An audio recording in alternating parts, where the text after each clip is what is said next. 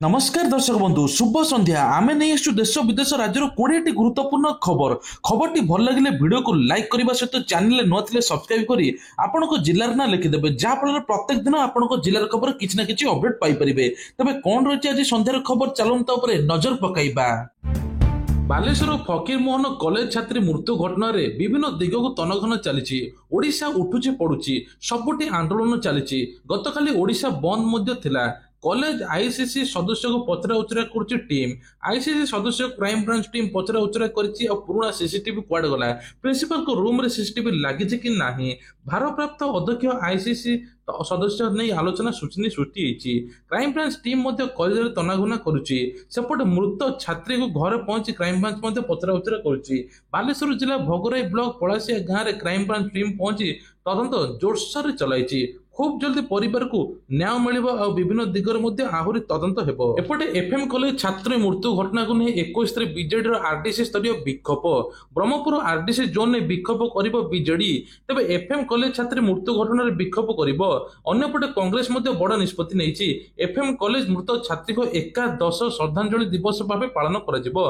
पीछे सभापति भक्तचरण दास घोषणा करिसेंती सौम्यश्री कांग्रेस पालिबो श्रद्धांजलि दिवस कांग्रेस बाम दल समेत 8टी दल सूचना दी समस्त राज्य में स्कूल पिला माने 2 मिनिट नीरव प्रार्थना करेंगे। महानदी जल विवाद आपस समाधान पर 2 मुख्यमंत्री आलोचना अगस्ट 2 रे परवर्ती शुणाणी छत्तीसगढ़ ओडिशा मध्य महानदी जल विवाद समाधान पर उभय राज्य मुख्यमंत्री मध्य आलोचना होईछि। ओडिशा रे बीजेपी सरकार आसिया पर आपस आलोचना माध्यम विवाद समाधान पर ओडिशा सरकार पक्षर उद्यम जारी रही खूब शीघ्र राज्य में सचिव स्तर में आलोचना हेबो। महानदी जल विवाद ट्रिब्यूनाल अध्यक्ष विचारपति बेला एम त्रिवेदी एवं ता सहित 2 सदस्य अनुष्ठित थे। शुणाणी समय ओडिशा सरकार एडवोकेट जनरल पीतांबर आचार्य उल्लेख करछंती खूब जल्दी यार स्थायी समस्या समाधान हो काउड़िया एसटीए मार्गदर्शिता तेबे श्रावण मासरे प्रबल भिड़ रास्ता घाट काउड़िया माने जाउचंती एने कि हरिद्वार उत्तर प्रदेश रे स्कूल कॉलेज बंद रही। श्रावण मासरे विभिन्न शैवपीठ को जलाभिषेक दीर्घ पदयात्रा करुवा काउड़िया को सुरक्षा राज्य परिवहन प्राधिकरण एसटीए पक्षर मार्गदर्शिता जारी कराई। विशेषकर राति बेला अंधार रास्ता गला बेले काउड़िया माने जेपरि दुर्घटना शिकार नहुंती सेतिपई बाहुंगी रेट्रो रिफ्लेक्टिव टेप लगाइबा कहुଯାଇଛି। तेबे एही टेप लगेवा द्वारा अंधारे कम आलोक बाहुंगी सहित जना पड़ियो जे किए जाउछि बेली फल काउड़िया मानकर दुर्घटना घटिबो नाही एहा द्वारा दुर्घटना को एड़ाई हबो बोली कहुछि। सकाळे राज्य में देखा मिलूची प्रबल गुड़गुड़ी अपराह्न वर्षा 22 जगह येलो वार्निंग करिछि पाणीपाग विभाग। दक्षिण पूर्व बंगोपसागर ओडिशा मध्य को पवन बोउछि बंगोपसागर आसुवा वायु वर्षा सृष्टि करुछि तेबे 20 वर्षार परिमाण बढ़िबो दक्षिण ओडिशा अधिक वर्षा हेबो एने कि सोयासिस निर्देशक शरद चंद्र साहू पूर्वानुमान करिसेंती। सेपरि आसंता 24 तारिख बेलକୁ बंगोपसागर आउ एक लघुचाप सृष्टि हेबो।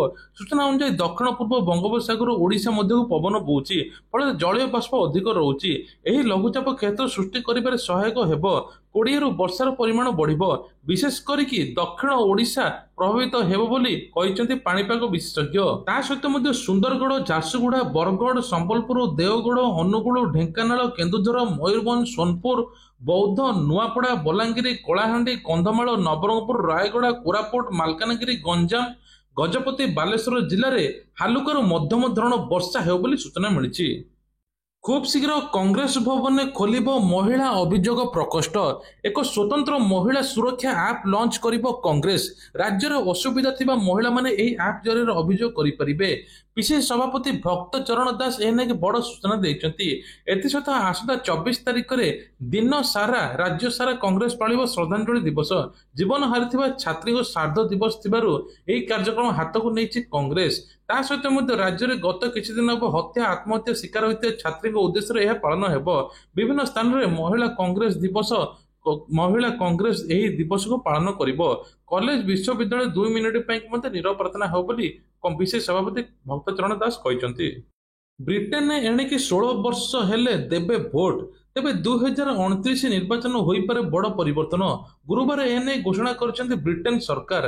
गत निर्वाचन में लेबर पार्टी निज घोषणा पत्र एने प्रतिश्रुति देइतिला। भोट देवा बयस सीमा ह्रास करने ब्रिटेन ସ୍କଟଲ୍ୟାଣ୍ଡ ଏବଂ ୱେଲ୍ସ ପରି ନିର୍ବାଚନ ହେବ। ଏହି କାରଣରୁ ଦୁଇ ଦେଶରେ ଭୋଟ ଦେବାର ସର୍ବନିମ୍ନ ବୟସ ହେଉଛି 16। ଏନେକି ବଡ଼ ଘୋଷଣା ହୋଇଛି। ଆସନ୍ତାକାଲିଠୁ ଆରମ୍ଭ ହେବ ଚାଷୀ ପଞ୍ଜୀକରଣ। ତେବେ 19 ତାରିଖରେ ଚାଷୀ ପଞ୍ଜୀକରଣ ଆରମ୍ଭ ହେବ। ଏନେକି ସମବାୟ ବିଭାଗ ପକ୍ଷରୁ ସୂଚନା ମିଳିଛି। 2025-26 ବର୍ଷର ଖରିଫ ଧାନ ଫସଲ 19 ତାରିଖରେ ପଞ୍ଜୀକରଣ ହେବ। ରାଜ୍ୟରେ ଖୋଲିବ 5ଟି ନୂଆ ଏନସିସି ବାଟାଲିୟନ। ଛାତ୍ରୀମାନଙ୍କୁ ସଶକ୍ତ କରିବା ଦିଗରେ ଉଚ୍ଚଶିକ୍ଷା ବିଭାଗର ନିଷ୍ପତ୍ତି କ୍ରମେ 5ଟି ନୂଆ ମହିଳା ଏନସିସି ବାଟାଲିୟନ ଖୋଲିବା ପାଇଁ ଯାଉଛନ୍ତି। ଏନେକି ଏନସିସି ନିର୍ଦ୍ଦେଶକୁ ଚିଠି ଲେଖିଛି ଉଚ୍ଚଶିକ୍ଷା ବିଭାଗ। ରାଜ୍ୟରେ ବର୍ତ୍ତମାନ ଏନସିସି କ୍ୟାଡେଟ ସଂଖ୍ୟା 63,000 ରହିଥିବା ବେଳେ ଏହାକୁ 90,000କୁ ବୃଦ୍ଧି କରିବା ପାଇଁ ଲକ୍ଷ୍ୟ ରଖାଯାଇଛି। ଚିଠିରେ କ୍ୟାଡେଟ ମାନଙ୍କୁ ଦକ୍ଷତା ଏବଂ ପ୍ରଶିକ୍ଷଣ ଉପରେ ଗୁରୁତ୍ୱ ଦିଆଯାଇଛି। ତେବେ ନୂଆ ମହିଳା ଏନସିସି ବାଟାଲିୟନ ସ୍ଥାପନ କରିବାକୁ ଲକ୍ଷ୍ୟକୁ ତ୍ୱରାନ୍ୱିତ ମଧ୍ୟ କରିବେ। ଫଳରେ ଛାତ୍ରୀମାନେ ମଧ୍ୟ ବହୁତ ଉପରକୁ ଯିବେ, ତା ସହିତ ଉପକୃତ ମଧ୍ୟ ହେବେ ବୋଲି କୁହାଯାଉଛି। କମିବ ପେଟ୍ରୋଲ। ଦୀର୍ଘ ଦିନରୁ ଅପରିବର୍ତ୍ତିତ ରହିଥିବା ପେଟ୍ରୋଲ ଡିଜେଲ ଦରରେ ପରିବର୍ତ୍ତନ ହେବାର ସମ୍ଭାବନା ସୃଷ୍ଟି ହେଉଛି। ଯଦି ଅନ୍ତର୍ଜାତୀୟ ବଜାରରେ ଅଶୋଧିତ ତୈଳର ବ୍ୟାରେଲ ପିଛା ଦାମ ବହୁଦିନ ପର୍ଯ୍ୟନ୍ତ $85 ସ୍ତରରେ ରହିବ, ତେବେ ଭାରତର ତେଲର ଦାମ କମ ହେବ ବୋଲି ତୈଳ ମନ୍ତ୍ରୀ ହରଦୀପ ସିଂ ପୁରୀ କହିଛନ୍ତି। ଆସନ୍ତା 2ରୁ 3 ମାସ ଭିତରେ ତେଲ ଶସ୍ତା ହେବାର ସମ୍ଭାବନା ଅଛି, ସେ ଲୋକଙ୍କୁ ମଧ୍ୟ ଆଶା କରାଯାଇଛି। ତେବେ ସୂଚନା ଅନୁଯାୟୀ ପାଖାପାଖି 20ରୁ 25 ଟଙ୍କା ମଧ୍ୟ ପେଟ୍ରୋଲ ଦର କମିପାରେ ବୋଲି ସୂଚନା ଦେଇଛନ୍ତି ତୈଳ ମନ୍ତ୍ରୀ। 39 ବର୍ଷୀୟ ଯୁବତୀଙ୍କ ହାତରେ ଦେଶର ଶାସନଭାର ଦେଇଦେଲେ ଜେଲେନ୍ସ୍କି। ରୁଷିଆ ଆକ୍ରମଣ ପରେ ପ୍ରଥମ ଥର ପାଇଁ ୟୁକ୍ରେନ ଉପରେ କରିଡର ଉପରେ ବଡ଼ ପରିବର୍ତ୍ତନ ଆସିଛି। ରାଷ୍ଟ୍ରପତି ଭୋଲୋଦିମିର ଜେଲେନ୍ସ୍କି ଏବେ ଦେଶର ଦାୟିତ୍ୱ 39 ବର୍ଷୀୟ ଅର୍ଥନୈତିକ ବିଶ୍ୱସ୍ତ ସହାୟିକା ୟୁଲିଆକୁ ଦେଇଛନ୍ତି, ଯାହାଫଳରେ ୟୁକ୍ରେନର ଦ୍ୱିତୀୟ ମହିଳା ପ୍ରଧାନମନ୍ତ୍ରୀ ଗତ 15 ବର୍ଷ ମଧ୍ୟରେ ଏପରି କରିବାର ପ୍ରଥମ ମହିଳା ହୋଇଛନ୍ତି। 3 ବର୍ଷର ଯୁଦ୍ଧ ପରେ ସେତେବେଳେ ୟୁକ୍ରେନୀୟ ଜନସାଧାରଣ କ୍ଳାନ୍ତ ଏବଂ କ୍ୟାବିନେଟ ପୂର୍ବ ଗଠନ ନୂତନ ଶକ୍ତି ଏବଂ ଦିଗଦର୍ଶନ ହେବାର ପ୍ରୟାସ। ୟୁକ୍ରେନ ଏପର୍ଯ୍ୟନ୍ତ ସବୁଠାରୁ ଦୀର୍ଘ ସମୟ ଧରି ପ୍ରଧାନମନ୍ତ୍ରୀ ଥିବା ଡେନିସ ଶ୍ରୀଲାଙ୍କୁ ପ୍ରତିରକ୍ଷା ମନ୍ତ୍ରୀ କରାଯାଇଛି। ତେବେ ୟୁଲିଆକୁ 25 ଡିସେମ୍ବର 1985ରେ ଚେର୍ନିହିଭ୍ ସହରରେ ହୋଇଥିଲା ଜନ୍ମ। ତେବେ ଏକ ସରକାରୀ ପରିବାରରୁ ଆସିଥିବାରୁ Yulia national university of trade and ଇକୋନୋମିକ୍ସରେ ପାଠ ପଢିଥିଲେ। ଏବେ ସେ କୁହାଯାଉଛି ଯେ ରୁଷିଆ ଆକ୍ରମଣ ପରେ ୟୁକ୍ରେନର ପ୍ରଧାନମନ୍ତ୍ରୀ ଭାବେ ଦାୟିତ୍ୱ ନେଲେ। ପୁଣି ବଢିଲା ସୁନା ଦର। ଦିନକୁ ଦିନ ଆକାଶ ଛୁଆଁ ହୋଇପଡିଛି ସୁନା ଦର। ଲଗାତାର ଏତେ ବଢିବା ଯୋଗୁଁ ଗ୍ରାହକମାନେ ଅଶାନ୍ତି ସୃଷ୍ଟି ହେଉଛି। ଭାରତୀୟ 24 କ୍ୟାରେଟର ସୁନାର ମୂଲ୍ୟ ଏବେ 99,380 ଟଙ୍କା ଥିବା ବେଳେ 22 କ୍ୟାରେଟର ମୂଲ୍ୟ 91,100 ଟଙ୍କା ରହିଛି। ରାଜଧାନୀ ମଣ୍ଡିରେ ମଧ୍ୟ ସମାନ ପରିସ୍ଥିତି ଦେଖିବାକୁ ମିଳିଛି।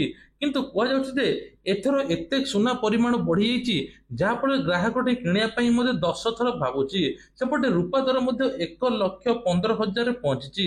ତା ସହିତ ମଧ୍ୟ ସୁନାର ଶୁଦ୍ଧତା ଜାଣିବା ପାଇଁ ହେଲେ ଆପଣମାନେ BIS କେୟାର ଆପ୍ରେ ଯାଇ ଯାଞ୍ଚ କରିପାରିବେ। ହଲମାର୍କ ପଞ୍ଜୀକରଣ ଥିବା ସୁନା ଆପଣମାନେ କିଣିପାରିବେ। ମୁଖ୍ୟମନ୍ତ୍ରୀ ମୋହନ ଚରଣ ମାଝୀ ରାଜ୍ୟର ପଞ୍ଚାୟତ ପ୍ରତିନିଧି ମାନଙ୍କ ପାଇଁ ବଡ଼ ଘୋଷଣା କରିଛନ୍ତି। ତେବେ କାର୍ଯ୍ୟ ଅବଧି ସମୟରେ ମୃତ୍ୟୁ କିମ୍ବା ଅକ୍ଷମତା ଘଟିଲେ ଅନୁକମ୍ପା ମୂଳକ ସହାୟତା ରାଶି ପ୍ରଦାନ କରାଯିବ। ନିଷ୍ପତ୍ତି ଅନୁଯାୟୀ ପଞ୍ଚାୟତ ରାଜ ବ୍ୟବସ୍ଥାରେ କାର୍ଯ୍ୟରତ ୱାର୍ଡ ମେମ୍ବରଠୁ ଆରମ୍ଭ କରି ଜିଲ୍ଲା ପରିଷଦ ସଭାପତି ପର୍ଯ୍ୟନ୍ତ ସମସ୍ତେ ଏଥିରେ ଅନ୍ତର୍ଭୁକ୍ତ ହେବେ। ପଞ୍ଚାୟତ ପ୍ରତିନିଧି ମାନଙ୍କ କାର୍ଯ୍ୟ ଅବଧି ସମୟରେ କୌଣସି କାରଣରୁ ମୃତ୍ୟୁ ଘଟିଲେ ତାଙ୍କର ନିକଟତମ ସମ୍ପର୍କୀୟକୁ 2 ଲକ୍ଷ ଟଙ୍କା ଅନୁକମ୍ପା ସହାୟତା ରାଶି ମିଳିବ। ସେହିଭଳି ଉଭୟ ଆଖି ହାତ ଗୋଡ଼ ନଷ୍ଟ ହୋଇଗଲେ ସମ୍ପୃକ୍ତ ପଞ୍ଚାୟତ ପ୍ରତିନିଧିକୁ 2 ଲକ୍ଷ ସହିତ ଯଦି ଗୋଟିଏ ଆଖି ବା ଗୋଟିଏ ହାତ ଗୋଡ଼ ନଷ୍ଟ ହୋଇଥାଏ 1 ଲକ୍ଷ ଟଙ୍କାର ସହାୟତା ରାଶି ଏକ୍ସଟ୍ରା ଦିଆଯିବ। ସାମ୍ବିଧାନିକ ବ୍ୟବସ୍ଥାରେ ପଞ୍ଚାୟତ ପ୍ରତିନିଧି ମାନେ ହେଉଛନ୍ତି ତୃଣମୂଳ ସ୍ତରରେ ନିର୍ବାଚିତ ପ୍ରତିନିଧି। ସେମାନେ ସିଧାସଳଖ ଲୋକଙ୍କ ସହିତ ଯୋଡ଼ି ହୋଇ ରହିଥାନ୍ତି। ଲୋକଙ୍କ ସୁବିଧା ଅସୁବିଧାରେ ସେମାନେ ସାହାଯ୍ୟ କରିଥାନ୍ତି, ଗ୍ରାମାଞ୍ଚଳର ବିକାଶ ମଧ୍ୟ କରିଥାନ୍ତି। ତେଣୁ ଏତେ ସବୁ ଧ୍ୟାନ ରଖି ସରକାର ଏଭଳି ନିଷ୍ପତ୍ତି ନେଇଛନ୍ତି। ଅଧା ହୋଇଯିବ ଟୋଲ ଟ୍ୟାକ୍ସ। ଟୋଲ ଟ୍ୟାକ୍ସରେ ବଡ଼ ପରିବର୍ତ୍ତନ। ଭାରତ ସରକାର ସଡ଼କ ପରିବହନ ରାଜମାର୍ଗ ମନ୍ତ୍ରାଳୟ ଜାତୀୟ ରାଜପଥ ଟୋଲ ଟ୍ୟାକ୍ସ ହାରର ଗୁରୁତ୍ୱପୂର୍ଣ୍ଣ ସଂଶୋଧନ ପ୍ରସ୍ତାବ ରଖିଛନ୍ତି। ଏହି ନିୟମ ଅନୁସାରେ ଯଦି 10 ମିଟର ଚଉଡ଼ା ଲେନ୍ ବିଶିଷ୍ଟ ରାସ୍ତାକୁ 4 ଲେନ୍ ବିସ୍ତାର କରାଯାଉଛି, ତେବେ ନିର୍ମାଣ କାର୍ଯ୍ୟ ଚାଲିଥିବା ସମୟରେ ଟୋଲ ଟ୍ୟାକ୍ସ 50% ହ୍ରାସ କରାଯିବ। ଅର୍ଥାତ୍ ଯାତ୍ରୀମାନେ ପୂର୍ବ ଅପେକ୍ଷା ଟୋଲ ଟ୍ୟାକ୍ସରେ ଅଧା ଖର୍ଚ୍ଚ ଦେଇ ବା ଅଧାରୁ ଅଧା ଖର୍ଚ୍ଚ ଦେଇ ଯାତାୟାତ କରିପାରିବେ। ସେମାନଙ୍କ ପାଇଁ ବଡ଼ ଆଶ୍ୱସ୍ତି ଖବର। ତେବେ ଟୋଲ ପ୍ଲାଜାରେ ସାଧାରଣ ଭାବେ 200 ଟଙ୍କା ଟୋଲ ଦେବାକୁ ପଡୁଥାଏ, କିନ୍ତୁ ଏହି ନିର୍ମାଣ ସମୟରେ 100 ଟଙ୍କାକୁ ହ୍ରାସ ହେବ, ଯାହାଫଳରେ ଅଧା ଦେଇକି ସେମାନେ ଟୋଲ ପାସ୍ କରିପାରିବେ। ଜାତୀୟ ରାଜପଥ 4 ଲେନ୍ ବିସ୍ତାର କାର୍ଯ୍ୟ ଅବସାଦଗ୍ରସ୍ତ ନେଟୱାର୍କ ଆଧୁନିକ ଦକ୍ଷ କରୁଛି। ତେବେ ସମସ୍ତ ଯାତ୍ରୀମାନଙ୍କୁ ଅସୁବିଧା ଅତିରିକ୍ତ ଖର୍ଚ୍ଚର ସମ୍ମୁଖୀନ ନ ହୁଅନ୍ତୁ, ସେ ନେଇ ସରକାର କହିଛନ୍ତି। ଏତ ନୂଆ ନୀତି ଅନୁସାରେ ଖର୍ଚ୍ଚ ହ୍ରାସ କରିବା ସହିତ ସରକାର ସମ୍ପର୍କରେ ସକାରାତ୍ମକ ଧାରଣା ସୃଷ୍ଟି କରିବ। ଏହି ଲୋକଙ୍କର ବନ୍ଦ ହୋଇଯିବ ଆଧାର କାର୍ଡ। ଭାରତୀୟ ସ୍ୱତନ୍ତ୍ର ପରିଚୟ ପ୍ରାଧିକରଣ ଏପର୍ଯ୍ୟନ୍ତ 1.17 କୋଟିରୁ ଅଧିକ 12 ଅଙ୍କ ବିଶିଷ୍ଟ ଆଧାର କାର୍ଡ ନମ୍ବରକୁ ନିଷ୍କ୍ରିୟ କରାଯାଇଛି। ଏହି ପଦକ୍ଷେପ ଏଥିପାଇଁ ନିଆଯାଇଛି ଯାହାଦ୍ୱାରା ମୃତ୍ୟୁବରଣ କରିଥିବା ଲୋକଙ୍କ ଆଧାର ନମ୍ବରରେ ଅପବ୍ୟବହାର ହୋଇପାରିବ ନାହିଁ। ଏହି ପଦକ୍ଷେପ ଅନ୍ତର୍ଗତ UIDAI ର 24ଟି ରାଜ୍ୟ କେନ୍ଦ୍ରଶାସିତ ଅଞ୍ଚଳରେ ପଞ୍ଜୀକୃତ ମୃତ୍ୟୁ ପାଇଁ ମାଇ ଆଧାର ପୋର୍ଟାଲ ଏକ ନୂତନ ସେବା ଏବଂ ପରିବାର ସଦସ୍ୟଙ୍କ ମୃତ୍ୟୁ ରିପୋର୍ଟ ମଧ୍ୟ ଆରମ୍ଭ କରିଛି। ଯାହାଦ୍ୱାରା ପରିବାର କୌଣସି ସଦସ୍ୟଙ୍କ ମୃତ୍ୟୁ ହେଲେ ବ୍ୟକ୍ତି ପୋର୍ଟାଲକୁ ଆସି UIDAI ବିଷୟରେ ଜଣାଇ ପାରିବେ। ବୁଧବାର ଦିନ ଜାରି ହୋଇଥିବା ସରକାରୀ ବିବୃତ୍ତିରେ କୁହାଯାଇଛି, ଆଧାର ଡାଟାବେସର ନିରନ୍ତର ସଠିକତା ବଜାୟ ରଖିବା ପାଇଁ UIDAI ବିଭିନ୍ନ ଉତ୍ସରୁ ମୃତ୍ୟୁ ରେକର୍ଡ ପାଇବା ଏବଂ ଉପଯୁକ୍ତ ଯାଞ୍ଚ ପରେ ଆଧାର ନମ୍ବରକୁ ନିଷ୍କ୍ରିୟ କରିବା ପାଇଁ ସକ୍ରିୟ କରିବା ପାଇଁ ମଧ୍ୟ ବିଭିନ୍ନ ପ୍ରକାର ପଦକ୍ଷେପ ନିଆଯାଉଛି। ମାର ପରକୀୟା ପ୍ରୀତିରେ 5 ବର୍ଷର ଝିଅର ଜୀବନ ଗଲା। ଝିଅକୁ ମାରି ସ୍ୱାମୀକୁ କାଠଗଡ଼ାରେ ଛିଡାଇ କରିଦେବା ପାଇଁ ଷଡ଼ଯନ୍ତ୍ର ରଚିଥିଲା ପ୍ରେମିକ ସହିତ ମିଶି ସ୍ତ୍ରୀ ଜଣକ। ତେବେ କୁହାଯାଉଛି ଯେ ଜଣେ ମା ନିଜ ଝିଅକୁ କିଭଳି ମାରିଲା ସେ କଥା ଆପଣମାନେ ଶୁଣିଲେ ମଧ୍ୟ ଆଶ୍ଚର୍ଯ୍ୟ ହୋଇଯିବେ। ଉତ୍ତରପ୍ରଦେଶର ରାଜଧାନୀ ଲକ୍ଷ୍ନୌରେ ଏଭଳି ଘଟଣା ଘଟିଛି, ଯାହା କେବଳ ମାନବିକତାକୁ ବର ମାର ସ୍ନେହକୁ ଲଜ୍ଜିତ କରିଛି। ତେବେ ତଦନ୍ତରୁ ଜଣାପଡ଼ିଛି, ମହିଳା ରୋଶନୀ ଖାନ୍ ପ୍ରେମିକ ଉଦିତ ଜସୱାଲ ସହିତ ଲିଭ୍-ଇନ୍ ସମ୍ପର୍କରେ ରହୁଥିଲେ। ହଠାତ୍ ତାଙ୍କ ଝିଅକୁ ହଟାଇ ସ୍ୱାମୀଙ୍କ ଜେଲକୁ ପଠାଇବା ପାଇଁ ନୂତନ ପ୍ରକାର ଷଡ଼ଯନ୍ତ୍ର ରଚିଥିଲେ। ଯେତେବେଳେ ଝିଅଟି ଆସି ଅସନ୍ତୋଷ ଅବତାରରେ ଦେଖିଥିଲା, ତୁରନ୍ତ ଝିଅକୁ 2 ଜଣ ମାରିବା ପାଇଁ ମଧ୍ୟ ଉଦ୍ୟମ କରିଥିଲେ। ଆଉ ଝିଅକୁ ମଧ୍ୟ ବର୍ତ୍ତମାନ ଅଭିଯୁକ୍ତ ରୋଶନୀ ଏବଂ ପ୍ରେମିକ ଉଦିତ ମଧ୍ୟ ଗିରଫ ହୋଇ ଜେଲ ପଠାଯାଇଛି। ତେବେ ମା ଜଣକ ଝିଅକୁ ହତ୍ୟା କରିଦେଇଥିଲା। ତାପରେ ମଧ୍ୟ ସ୍ୱାମୀକୁ ଜେଲ ପଠାଇବା ପାଇଁ ବିଭିନ୍ନ ବାହାନା କରିଥିଲା। ସବୁକିଛି ରେକର୍ଡ ମଧ୍ୟ ଧରା ପଡ଼ିଯାଇଛି। ସିସିଟିଭି ଫୁଟେଜ, କଲ୍ ଡିଟେଲ୍ସ, ବୈଜ୍ଞାନିକ ପ୍ରମାଣ ଏବଂ କୋର୍ଟର ପଚରାଉଚରା ପରେ ରୋଶନୀ ଉଦିତ ଷଡ଼ଯନ୍ତ୍ର ପର୍ଦ୍ଦାଫାଶ ହୋଇଛି। ଲାଲୁଙ୍କ ପୁଅ କରିବେ ନୂଆ ଦଳ। ତେବେ ଯାଦବଙ୍କ ଘର ଫାଳ ଫାଳ, ବାପ ପୁଅଙ୍କ 2 ଦଳ। ତେବେ ଲାଲୁ ପ୍ରସାଦ ଯାଦବ ନିକଟରେ ବଡ଼ ପୁଅ ତେଜ ଯାଦବ ଏବଂ ଆରଜେଡିରୁ ବିଦା କରିବା ପରେ ଶୁଣିବାକୁ ମିଳିଛି ବଡ଼ ପୁଅ ନୂଆ ଦଳ ଗଠନ କରିବା ପାଇଁ ଯାଉଛନ୍ତି। ରାଷ୍ଟ୍ରୀୟ ଜନତା ଦଳରୁ ବହିଷ୍କୃତ ହେବା ପରେ ପ୍ରତାପ ଯାଦବ ଆଜି ସନ୍ଧ୍ୟାରେ ନୂଆ ରାଜନୈତିକ ଦଳ ସଂଗଠନ ଘୋଷଣା କରିଛନ୍ତି। ଆଜି 5ଟାରେ ସାମ୍ବାଦିକ ସମ୍ମିଳନୀ ଡାକିଛନ୍ତି। ଏହି ସାମ୍ବାଦିକ ସମ୍ମିଳନୀ ନୂତନ ରାଜନୈତିକ ଦଳ ଘୋଷଣା କରିପାରନ୍ତି ବୋଲି ବିଶ୍ୱାସ କରାଯାଉଛି। କୁହାଯାଉଛି ପୂର୍ବରୁ ବାପାଙ୍କ ସହିତ ଆରଜେଡିରେ ଥିଲେ। ମେ ମାସରେ ବାପା ନିଜେ ତେଜପ୍ରତାପ ଯାଦବଙ୍କୁ ବିଶୃଙ୍ଖଳା ଆଚରଣ କରି 6 ବର୍ଷ ପାଇଁ ଦଳରୁ ବହିଷ୍କାର କରିବା ସହିତ ପାରିବାରିକ ସମ୍ପର୍କକୁ ଛିନ୍ନ କରିଥିଲେ, ଯାହାପରେ ଅନେକ ଚର୍ଚ୍ଚାର ବିଷୟ ପାଲଟିଥିଲା। ଆଉ ଏବେ ତେଜ ପ୍ରତାପ ନୂଆ ଦଳ ଗଠନ କରିବା ପାଇଁ ମଧ୍ୟ ଚର୍ଚ୍ଚା ହେଉଛି। ସୁଭଦ୍ରା ଟଙ୍କାକୁ ନେଇକି ବଡ଼ ଅପଡେଟ୍। ତୃତୀୟ କିସ୍ତି ସୁଭଦ୍ରା ଟଙ୍କା ଖୁବ୍ ଜଲ୍ଦି ମିଳିବା ପାଇଁ ଯାଉଛି। ତେବେ କୁହାଯାଉଛି, ସୁଭଦ୍ରା ଟଙ୍କା ମିଳିବା ପୂର୍ବରୁ ଆପଣଙ୍କୁ କରିବା ପାଇଁ ପଡ଼ିବ କିଛିଟା କାମ। ଆପଣଙ୍କ ଯଦି ପେଣ୍ଡିଂ ଅଛି, ଏପର୍ଯ୍ୟନ୍ତ ଟଙ୍କାଟିଏ ଆସିନାହିଁ ମଧ୍ୟ, ତୁରନ୍ତ ଆପଣଙ୍କ ପ୍ରୋଫାଇଲ ଚେକ୍ କରିଦିଅନ୍ତୁ। ଜନସେବା କେନ୍ଦ୍ରରେ ଯାଇକି ଆପଣ ପ୍ରୋଫାଇଲ ଅପଡେଟ୍ କରିଦିଅନ୍ତୁ। ପୁନର୍ବାର EKYC କରିଦିଅନ୍ତୁ, ଯାହାଫଳରେ ସୁଭଦ୍ରା ତୃତୀୟ କିସ୍ତି ଆପଣଙ୍କୁ ଆସିବ। ଏକା ସାଙ୍ଗରେ 15,000 ଟଙ୍କା ଆସିବ। ପ୍ରଥମ କିସ୍ତି କିଛି ଅଯୋଗ୍ୟ ହିତାଧିକାରୀ ହାତେଇ ଥିଲେ ତାଙ୍କୁ ମଧ୍ୟ ଆଉ ବାଦ ଦିଆଯିବ, ତାଙ୍କୁ ଆଉ ମିଳିବ ନାହିଁ ଟଙ୍କା। ରାସନ କାର୍ଡକୁ ନେଇକି ବଡ଼ ଅପଡେଟ୍। ରାସନ କାର୍ଡ 20 ଲକ୍ଷ ହିତାଧିକାରୀଙ୍କର 3 ମାସ ପର୍ଯ୍ୟନ୍ତ ରାସନ ମିଳିବ ନାହିଁ। ଏନେଇ ଖାଦ୍ୟ ଯୋଗାଣ ଖାଉଟି କଲ୍ୟାଣ ମନ୍ତ୍ରୀ କୃଷ୍ଣଚନ୍ଦ୍ର ପାତ୍ର ସୂଚନା ଦେଇଛନ୍ତି। ଏପର୍ଯ୍ୟନ୍ତ 20 ଲକ୍ଷ ହିତାଧିକାରୀ EKYC କରିନାହାନ୍ତି। ସରକାର ବାରମ୍ବାର ଡେଟ୍ ଘୁଞ୍ଚିଲା ପରେ ମଧ୍ୟ EKYC ପେଣ୍ଡିଂ ଅଛି। ମୃତ ବ୍ୟକ୍ତିଙ୍କ ନାଁରେ ରାସନ କାର୍ଡ କଟିଯାଇଛି। 20 ଲକ୍ଷ ହିତାଧିକାରୀ ଏପର 3 ମାସ ପର୍ଯ୍ୟନ୍ତ ରାସନ ନେଇପାରିବେନି, ସରକାର ଯୋଜନାରୁ ବଞ୍ଚିତ ହେବେ। ତା ସହିତ ମଧ୍ୟ ମୁଖ୍ୟମନ୍ତ୍ରୀଙ୍କ ବଡ଼ ଘୋଷଣା, ସ୍ୱୟଂ ସହାୟକ ମହିଳାଙ୍କୁ ମଧ୍ୟ 1 ଲକ୍ଷ ଟଙ୍କା ଋଣ ବିନା ସୁଧରେ ଦେବେ। ତା ସହିତ ମଧ୍ୟ ମୁଖ୍ୟମନ୍ତ୍ରୀ ଅଭିଯୋଗ ପ୍ରକୋଷ୍ଠ ଏବେ ପ୍ରତିଟି ଜିଲ୍ଲାମାନଙ୍କରେ ହେବ। ସମସ୍ତଙ୍କର ସମସ୍ୟା ମଧ୍ୟ ଶୁଣିବେ ବୋଲି ମୁଖ୍ୟମନ୍ତ୍ରୀ ନିଜେ କହିଛନ୍ତି। ତା ସହିତ ଭତ୍ତା ଟଙ୍କା ନେଇକି ଖୁବ୍ ଜଲ୍ଦି ଅପଡେଟ୍ ମିଳିବ। ଭତ୍ତା ଟଙ୍କା 60 ବର୍ଷର ବୟସର ଭତ୍ତା ଟଙ୍କା ବଢିବ। 80 ବର୍ଷର ଉର୍ଦ୍ଧ୍ୱ ହିତାଧିକାରୀଙ୍କୁ ଭତ୍ତା ଟଙ୍କା ପୂର୍ବ ମାସରେ ମିଳିଛି। ଯେଉଁମାନଙ୍କୁ ମିଳିନି ସେମାନେ EKYC କରିଦିଅନ୍ତୁ, ତାଙ୍କୁ ମଧ୍ୟ ଏ ମାସରେ ମିଳିବ ବୋଲି ସୂଚନା ମିଳୁଛି।